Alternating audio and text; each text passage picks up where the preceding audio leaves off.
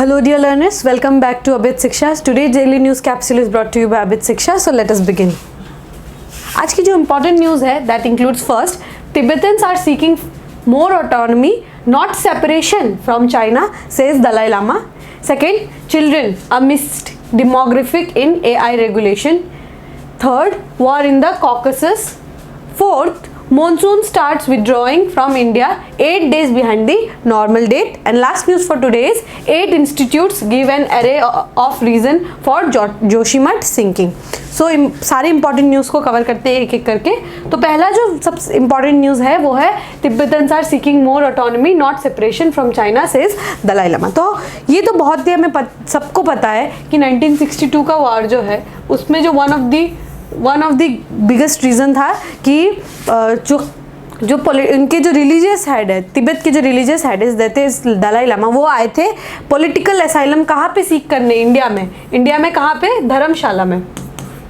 धर्मशाला में वो political refugee जो है सीख करने आए थे. तो उसकी वजह से अक्साई चीन में भी काफ़ी इश्यूज हुए और उसके बाद जो है इंडो चाइना वार 1962 का वेरी इनफेमस वॉर जो है वो तो हुआ. Now what Tibetans are asking now is not separation. वो सेपरेशन अब नहीं कर रहे, वो डिमांड नहीं कर रहे. उनको पता चल गया कि now separation can't be a choice for them. अब वो सेपरेशन डिमांड नहीं कर रहे. They are what they are demanding is Tibet का जो रीजन है, तिब्बत ऑटोनोमस जो रीजन है उसमें वो थोड़ा ज़्यादा ऑटोनॉमी की डिमांड कर रहे हैं. अगर आप इंडिया क्या क्लेम करता है कि पहले से ही पुरातन काल से ही from ancient times only India का जो बॉर्डरिंग कंट्री है has never been China. India's neighboring country has never been China. It was always Tibet. Tibet जो है हमारा बॉर्डरिंग कंट्री था. India has always claimed Tibet as a part of as a country, as an independent country. But China ने जो है जब इसके occupy कर लिया तो फिर यहाँ पे जो है इश्यूज जो है राइज हो गए. तो now what the religious head was asking कि उनको जो है ऑटोनोमस थोड़ा पावर्स जो है ऑटोनोमस पावर्स जो है ही वाज डिमांडिंग दैट. सो वो जो है अभी कुछ बहुत सारे बहुत ही रिगरस टूर्स करेंगे, जैसे कि सिक्किम में जाएंगे वो, है ना, और भी अलग अलग जगह पे. So now before starting his tour उन्होंने ये जो है स्टेटमेंट दिया है. अगर आप ये वाला टॉपिक पढ़ेंगे तो आपको पढ़ना पड़ेगा जो शिमला एग्रीमेंट जो है वो 1914 में साइन हुआ था. बेसिकली इस कन्वेंशन में क्या बोला गया था, शिमला कन्वेंशन में ये बोला गया था, जो एक पर्सन थे मिस्टर हेनरी मैकमेहन. उन्होंने क्या किया, 1914 में वो इंडिया आए और उन्होंने जो है बाउंड्री डिस्प्यूट को रिजॉल्व करने के लिए वो आए. उन्होंने चाइना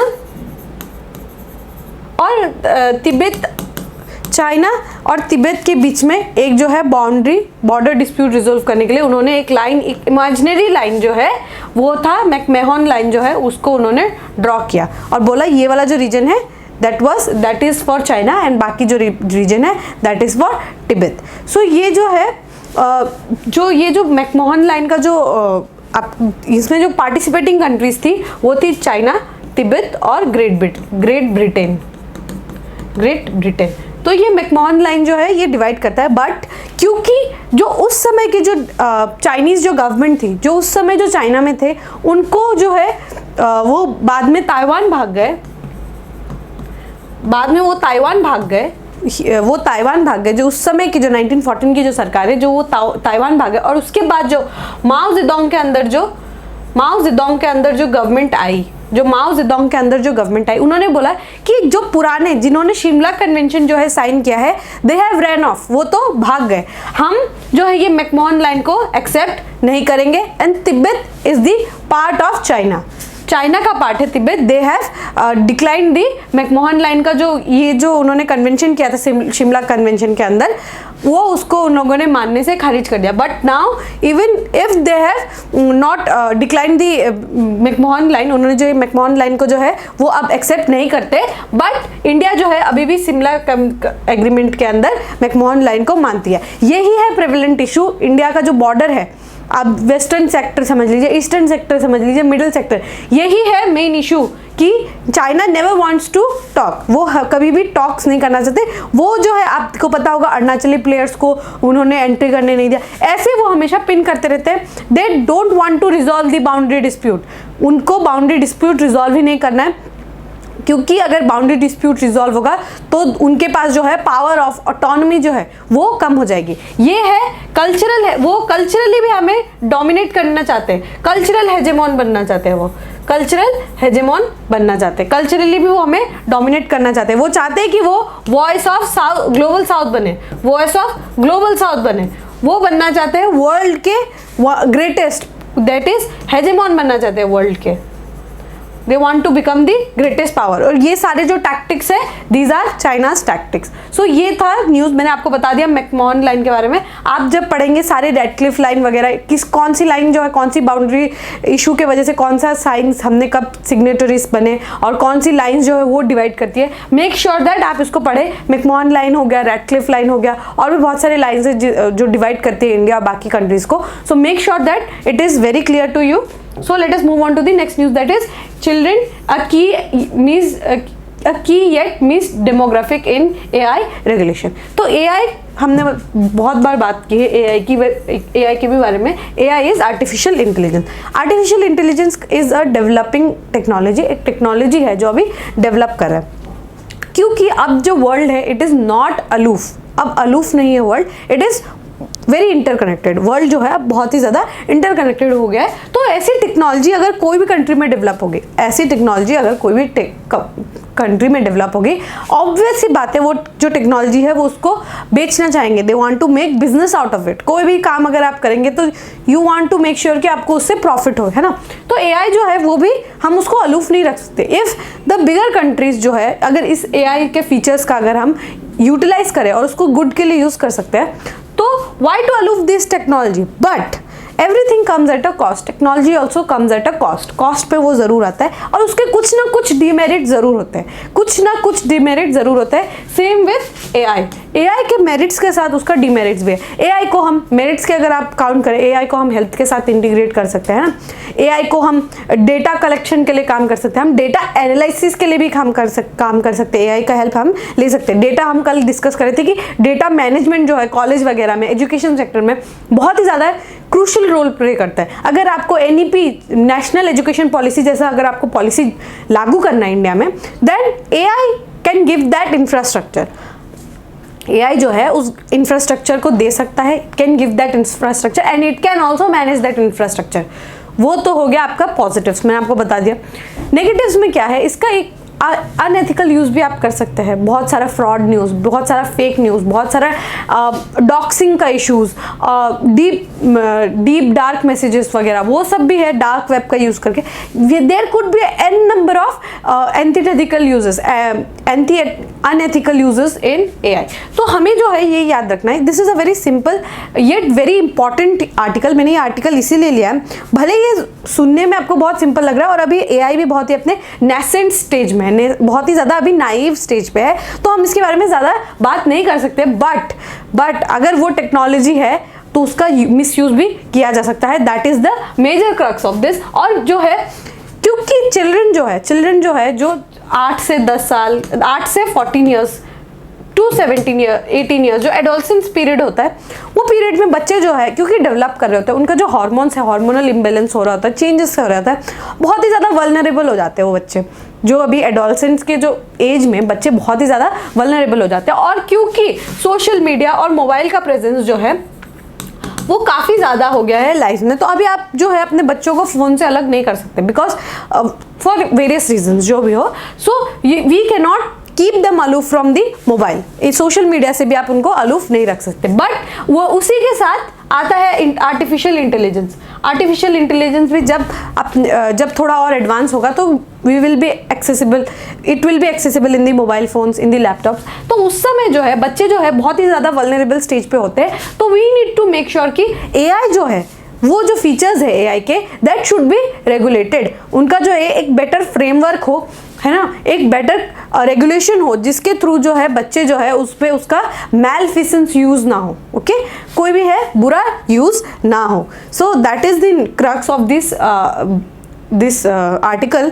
एंड वे बहुत ही ज़्यादा इंपॉर्टेंट हो जाता है क्योंकि मिसयूज़ जो है बच्चे जो क्योंकि बहुत ही ज़्यादा वल्नरेबल होते हैं तो उसका मिसयूज़ का भी चांसेस बहुत ज़्यादा हो जाता है. So that was the news. और अगर if we come here तो yeah regulation will be a very regulation is a very big issue क्योंकि ये बहुत ही न्यू स्टेज है तो हमें पता नहीं कि where do we need to regulate, कौन से एरियाज में उसकी रेगुलेशन की ज़रूरत है. और हम यहाँ पे मैं आपको लेकर आई हूँ कि एडिक्शन का इश्यूज़ है, मेंटल हेल्थ इश्यूज़ है, ये सब जो है सेफ्टी का कंसर्न्स है वो सब काफ़ी ज़्यादा हो जाता है. और आप अगर देखेंगे इंडिया जैसी कंट्री में जहाँ पे लिटरेसी का लेवल उतना भी ज़्यादा हम अवेयर नहीं है.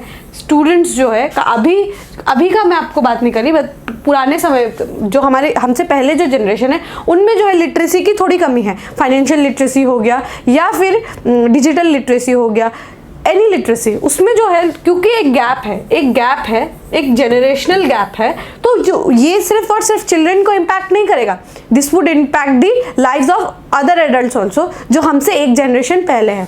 So this would we need to make sure कि ये जो है कोई भी बड़ा इशू जो है वो क्रिएट ना करे. और इंडिया में जो है आप देखेंगे मैं ये डेटा लाई हूँ मिनिस्ट्री ऑफ स्टैटिस्टिक्स से ये डेटा लेकर आई हूँ कि इंडिया का जो पॉपुलेशन है वो 18 to 35 के जो एज ग्रुप है उसमें 65% जो है वो कंट्रीब्यूट करता है. ओके 65% जो है इसमें इंडिया के जो पॉपुलेशन है 18 to 35 में जो मतलब यंग पॉपुलेशन है वो 65% है. ओके और इसी में चिल्ड्रन का जो पॉपुलेशन है दिस इज अराउंड 25% जो है वो चिल्ड्रन है, बाकी जो है वो एडल्ट है. 65% का जो 25% है वो चिल्ड्रन है. ओके तो इसमें जो है देखिए कितना बड़ा जो है मेजर चंक जो है पॉपुलेशन का that is of children and other adults. So we need to make sure कि जो है रेगुलेशन जो है उस पर हम ज़्यादा ध्यान दें. So that was the news. और इंडिया जो है एक जो ग्लोबल लीडर बनने वाले हैं they would host a summit that is the GPAI global partnership on artificial intelligence. ये जो समिट होने वाला है उसको इंडिया होस्ट करने वाली है. कब? दिसंबर में इंडिया जो है होस्ट करने वाली है. मेक श्योर कि आपको याद रहे कि global partnership on artificial intelligence कौन सी कंट्री में जो है होस्ट किया गया था, दैट इज इंडिया जो है उसको होस्ट करने वाली है. Okay so that was the news. Let us move on to the next news that is war in the Caucasus. Caucasus region के बारे में हमने पढ़ा था, हमने पहले भी इसके बारे में एक अच्छा डिस्कशन किया है. The Nagorno-Karabakh region of Azerbaijan and Armenia. ये जो एरिया है ये काफ़ी ज़्यादा डिस्प्यूटेड एरिया है, हमने पहले भी डिस्कस किया है. काफ़ी ज़्यादा जो है डिस्प्यूटेड एरिया है Nagorno-Karabakh रीजन में, ये काफ़ी ज़्यादा डिस्प्यूटेड एरिया. तो ये इशू जो है वो किस तरीके से राइज हुआ, फिर यही बात जो है इस आर्टिकल में की गई है. ओके तो जो है अगर आप देखेंगे ये जो रीजन है that is the Nagorno-Karabakh reason, ये जो है डिस्प्यूटेड रीजन है. ओके अजरबैजान और आर्मेनिया ये दोनों जो है अर्स्टवाइल USSR के पार्ट थे. ये आप यहाँ रशिया देख रहे हैं, रशिया के पार्ट थे ये लोग इन दी USSR. ये जो है कंट्रीज थे जो सोवियत ब्लॉक को सपोर्ट कर रहे थे. तो after the disintegration of USSR यहाँ पे जो है सिविल वॉर लाइक सिचुएशन में. क्योंकि यहाँ पे जो है अजरबैजान है ये प्रीडोमिनेंटली जो है शिया मुस्लिम यहाँ पे आपको ज़्यादा दिखेंगे. ओके यहाँ पे जो है ऑटोमन्स जो टर्क्स जो है उनका जो इन्फ्लुएंस है यहाँ पे हमें काफ़ी ज़्यादा देखने को मिलता है. तो यहाँ पे क्या पॉपुलेशन है? मुस्लिम पॉपुलेशन है. यहाँ on the other side Armenia जो रीजन है वहाँ पे जो है क्रिश्चियन पॉपुलेशन जो है हमको देखने को मिलता है, very large number of Christian population. तो ये जो ऑटोनोमस एरिया है आपको दिख रहा है, ये Nagorno-Karabakh जो रीजन है, ये जो ऑटोनोमस एरिया है that was the under it is a part of Azerbaijan only. जो एरिया जो है द लैंड मास जो है वो है अजरबैजान के कंट्रोल में. But the people living there जो ये रीजन को चलाते हैं they are of Armani dissidents. वो लोग जो है आर्मानी डिसिडेंट्स है. They speak what Armenians speak sorry. Okay तो आर्मेनियंस जो स्पीक करते हैं they are of Armenian dissidents. वो जो है डिसिडेंट्स है कौन से रीजन के? आर्मेनिया के. तो नाउ क्योंकि ये लैंड मास जो है ये अजरबैजान का है, ये इशू यहाँ पे शुरू होता है. ओके क्योंकि ये जो है उनके टेरिटोरियल इंटेग्रिटी को जो है हार्म करता है. तो what they want to get mix with whom? They want to get mix with Armenia, ये चाहते हैं कि ये जो लैंड मास है वो आर्मेनिया के पास चली जाए। That is the issue. यहाँ पे जो है क्योंकि ये जो है इनका टेरिटरी है, तो दे डोंट वांट कि पीपल, इनका जो है ऐसा एक टेरिटरी जो है आर्मेनिया में चले जाए। सो अजरबैजान जो है इनका जो हेल्प करते हैं वो करते हैं जो टर्की के लोग हैं, द टर्की के जो लोग हैं वो लोग अजरबैजान के पॉपुलेशन को हेल्प करते हैं। आर्मेनिया को रशिया करते हैं। और इंडिया और आर्मेनिया के बीच में एक ट्रीटी साइन हुआ था where they have promised, Indians have promised कि अजरबैजान को कोई भी वेपन्स इंडिया जो है सप्लाई नहीं करेगी। That is the underlying issue. अगर आप यहाँ पे देखेंगे, if you look at this map very carefully, तो आपको ये पता चलेगा कि ये जो एक एरिया है दैट इज ऑफ अजरबैजान। ये आर्मेनिया के लैंड में ही है, बट यहाँ पे जो है आज़ेरी पॉपुलेशन जो है वो रहती है। देख रहे हैं आप, ये एरिया जो है ये अजरबैजान का है, बट यहाँ पे जो है आर्मेनियन पॉपुलेशन रहते हैं। और ये एरिया जो है ये आर्मेनिया का है, बट यहाँ पे अजरबैजान के पॉपुलेशन रहते हैं। तो अगर आप इसको एक ड्रॉ करना चाहे तो आप इसको इंडिया में भी ड्रॉ कर सकते हैं कि कैसे रिलीजन जो है बहुत ही बड़ा एक इशू, एक फैक्टर बन जाता है। इंडिया जब आज़ाद होने वाला था तो जो इंडिया का जो हैदराबाद का रीजन है, if I right it here, India जो है जब वो आज़ाद होने वाला था, जब इंडिया जो है, this is India, sorry for my map drawing, no I will just erase it. Okay, जो इंडिया का जो पार्ट है हैदराबाद का, Hyderabad wanted to merge with home, merge with Pakistan. वो पाकिस्तान के साथ मर्ज होना चाहते थे। तो ये आप समझिए, एक इंडिया, यहाँ पे इंडिया है, ये let's suppose it is India, और यहाँ पे जो है पाकिस्तान है। ओके, तो इंडिया का एक पार्ट जो है ये पाकिस्तान का पार्ट होगा। So how it will work, यहाँ पे जो है इश्यूज बहुत ज़्यादा होते थे, इसीलिए we signed what we call is the peace treaty. यहाँ पे जो है हम लोगों ने, इनके जो नवाब थे उनके साथ हम लोगों ने साइन किया कि यहाँ पे जो है हैदराबाद के नवाब के साथ हम लोगों ने साइन किया, we use all our might कि जो है हैदराबाद जो है पाकिस्तान का पार्ट ना हो, बिकॉज ये जो है इशू हो जाता, यहाँ पे जो है यहाँ पे इशू हो जाता ऑफ व्हाट, ऑफ एडमिनिस्ट्रेशन का इशू हो जाता। सो that is the issue here also कि ये जो पॉपुलेशन जो इशू है यहाँ पे जो है कॉकस रीजन में जो इशू है that is of Nagorno Karabakh reason only. तो ये याद रखिएगा कि कौन कौन सी नदी यहाँ पे खुलती है, कौन कौन से स्टेट्स यहाँ पे जुड़े हैं, इनके जो बॉर्डरिंग जो नेबरिंग कंट्रीज है, प्लीज़ याद रखिएगा कि कहाँ पे वो लगती है, कौन कौन सी कंट्री कौन कौन सी वाटर बॉडी के वहाँ पे खुलती है। So that is the news. ये न्यूज़ के बारे में हमने पहले भी एक बार अच्छे से डिस्कस किया था, this time also I have made it clear I think. So let us move on to the next news. Monsoon starts with withdrawing from India 8 days behind normal date. So आपको पता होगा कि monsoon जो है India में जून 1 को जो है साउथ वेस्ट मानसून को जो है, मानसून का विंड जो है जून 1 को केरला में हिट करता है, ये तो आपको पता होगा। उसके बाद जो है जब केरला में हिट करती है then it moves around and around और पूरे इंडिया में जो है बारिश करवाती है। तो इंडिया में जो मानसून का 4 महीना होता है, मानसून जो होता है वो 4 महीने के लिए होता है, जून, जुलाई, अगस्त, सितंबर। ओके, तो सितंबर को जो है ऑलमोस्ट अराउंड समझ लीजिए आप 17 सितंबर तक वो जो है रिट्रीव, मतलब वो रिट्रीट करना शुरू कर देती है, वो वापस जाना शुरू कर देती है, यहाँ से दूसरी जगह जाने वो स्टार्ट कर देती है। लेकिन अब क्या देखा गया कि वो इस साल जो है वो 25 तारीख से जो है वो रिट्रीट करना शुरू कर दिया, ऑलमोस्ट 8 दिन का जो है वो गैप लेके वो रिट्रीट कर रही है। सो ये क्या दिखाता है कि क्योंकि जो क्लाइमेट में बहुत ज़्यादा चेंजेस होता है, तो उसी हिसाब से जो हमारा बारिश का जो मौसम है वो भी बहुत ज़्यादा चेंजेस जो है उसमें हमें देखने को मिला है। सो ये आपको जब आप ज्योग्राफी पढ़ेंगे बेसिक्स, तो उसमें आपको पता होगा अराइवल ऑफ मानसून, फिर रिट्रीवल ऑफ मानसून, उसके साथ कई सारे कॉन्सेप्ट है जैसे वेस्टर्न डिस्टर्बेंस वगैरह वगैरह वगैरह। सो अगर हम देखें तो इसका इम्पैक्ट क्या क्या हो सकता है, ऐसे जो लेट रिट्रीवल ऑफ मानसून है उसमें क्या इम्पैक्ट कर सकता है। जैसे कि पहला जो है वो है आपका कि जो सो करते हैं लोग, जो वो फार्मर्स जो है वो कुछ सो करेंगे, और अगर उस प्लांट के लिए आपको पता होगा खरीफ और रबी के बीच में भी बहुत सारे जो है फार्मर्स कुछ ना कुछ जो है प्लांट करते रहते हैं। तो खरीफ और रबी सीजन के बीच में अगर कुछ सो करेंगे और उस प्लांट को इतनी ज़्यादा पानी या फिर इतनी ज़्यादा रेनफॉल की ज़रूरत नहीं है, तो क्या होगा कि वो जो है प्रोडक्टिविटी जो है उसका खराब हो जाएगा, उसका इम्पैक्ट, उसका जो है बारिश का इम्पैक्ट इतना ज़्यादा होगा कि वो जो है प्रोडक्टिविटी उसकी कम हो जाएगी। पहला जो है वो ये हो गया। सेकंड जो है तमिलनाडु के एरिया में आपको पता होगा जब भी रिट्रीवल ऑफ मॉनसून होता है तो तमिलनाडु का जो एरिया होता है वहाँ पे जो है वो रिट्रीवल के समय तमिलनाडु में बारिश होती है। ये तो आपको पता होगा, तमिलनाडु में रिट्रीवल के समय बारिश होती है। तो अगर लेट रिट्रीवल होगा तो यहाँ पे जो फार्मर जो वेट कर रहे होंगे मॉनसून का, बारिश का जो वेट कर रहे होंगे, वो लेट से आएगा, तो वो भी कहीं ना कहीं जो प्लांट सैपलिंग्स है उसमें इम्पैक्ट करेगा। ये तो आपको समझ आ गया। दोनों समय जहाँ पे इन्होंने भी सोया हुआ है बट इनको जो है, इन्होंने भी जो है बीज लगाया हुआ है बट इनको बारिश की जरूरत नहीं है, इन्होंने बीज लगाया है बट इनको बारिश की जरूरत है। और थर्ड जो है रबी क्रॉप्स, जो हम जो है ठंडे के समय जो रबी क्रॉप्स लगाते हैं, रबी क्रॉप से भी कहीं ना कहीं इसका इम्पैक्ट जरूर देखने को मिलेगा।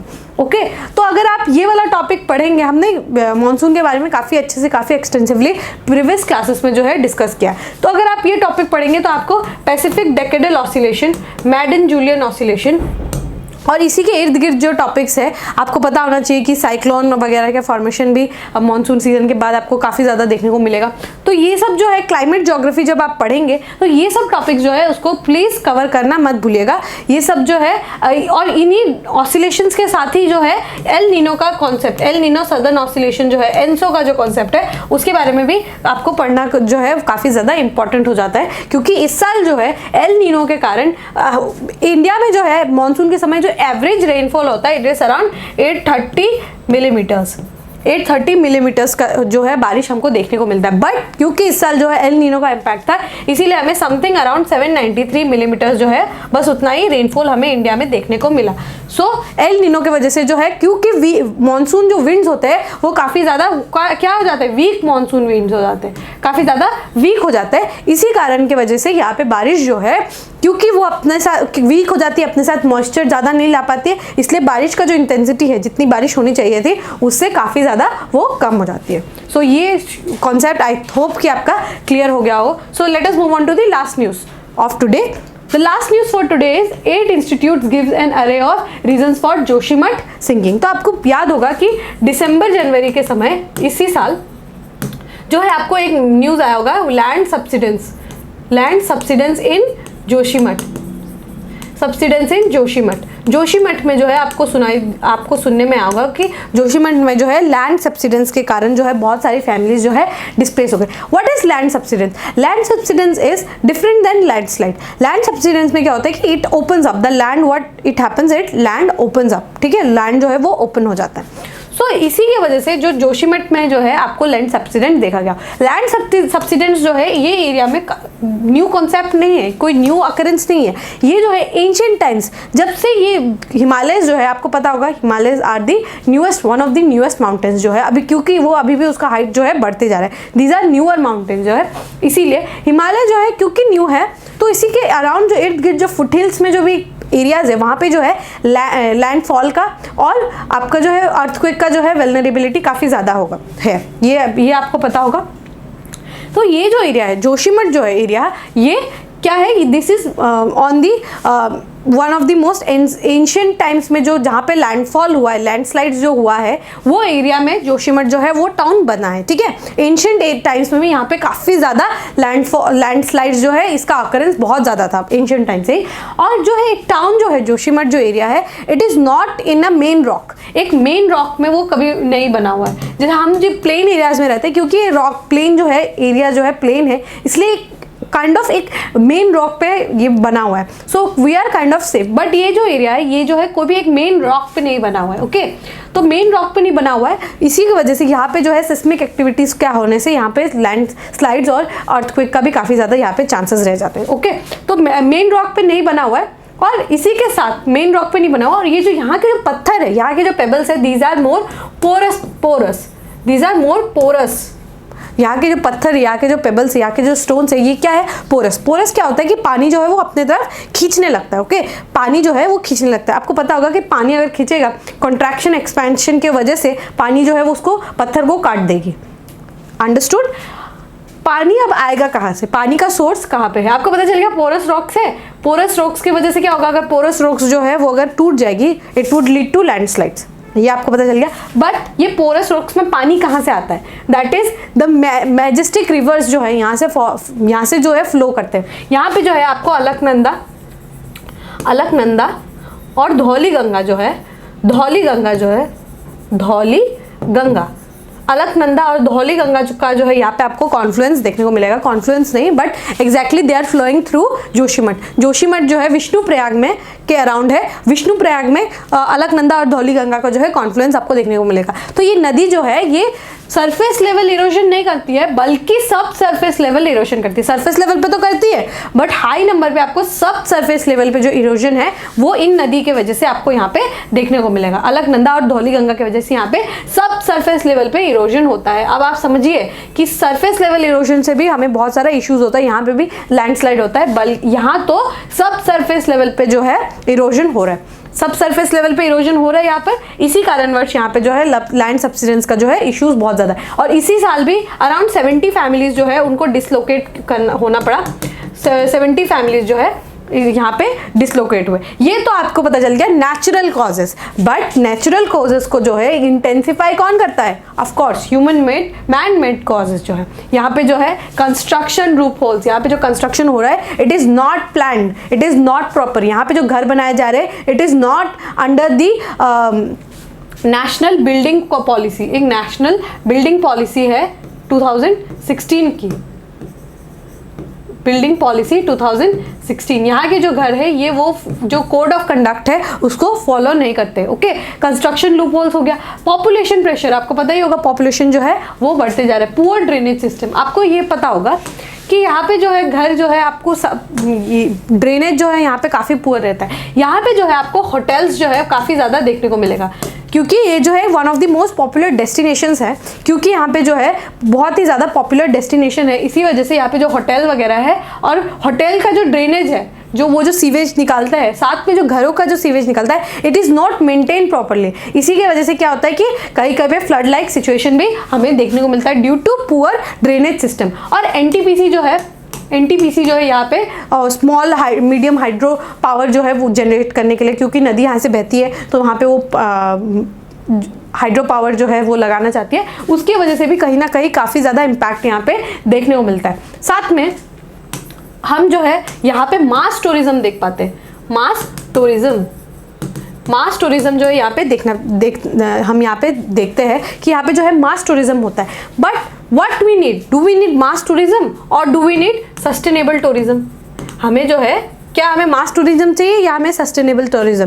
Of course we need sustainable tourism. तो government needs to make policies around sustainable tourism. Sustainable tourism के around government needs to make policies.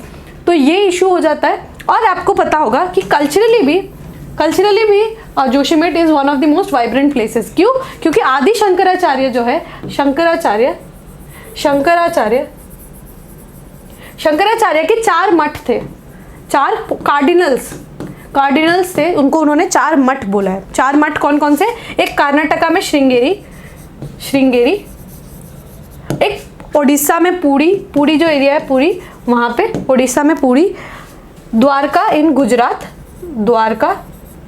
इन गुजरात और जोशीमठ नियर बद्रीनाथ।